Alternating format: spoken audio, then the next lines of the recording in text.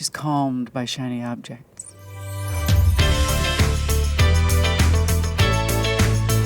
Have you noticed Paul, Lucia, and Jen start to integrate any elements of you personally into your characters? There are two elements that I would say. One is Ava has a fascination with mycology this season. She's kind of an amateur. I'm an amateur as well, but not.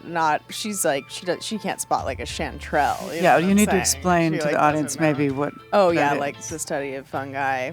Mushrooms. Yeah. I'm her translator. She also is she drinks like matcha. That's her thing. And I too do that. So I would say those two things probably. What is this? Oh, that's my matcha latte station. You're not bringing that. Gina, how about you? Anything as richly specific as that? My pauses more. Like when she would say something that I thought was just absurd, I would just milk it and milk it and milk it. Jen Statsky said one time I took 8 seconds before I went, what?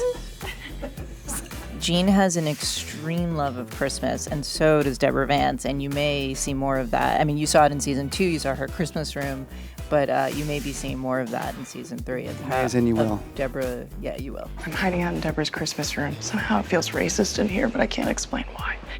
Are there elements of Ava's comedic sensibility that have found their way into your stand-up or your comedy in general? Well, I would say that acting has made me a better comic. My comedy style always involved a great deal of theatrics, but I think acting has deteriorated any of the last walls that I had up. Yeah, but she's not giving herself total credit because when I first Googled her, before we even cast her, I just was so impressed by how comfortable she was on stage and how funny she was and how specific and how unusual, and she's got a great style.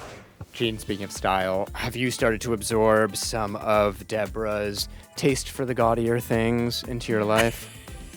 I think I can't help but have picked up some of her rhythms and things. Deborah and I both like leopard print and sparkly items, and it's like, she's calmed by shiny objects.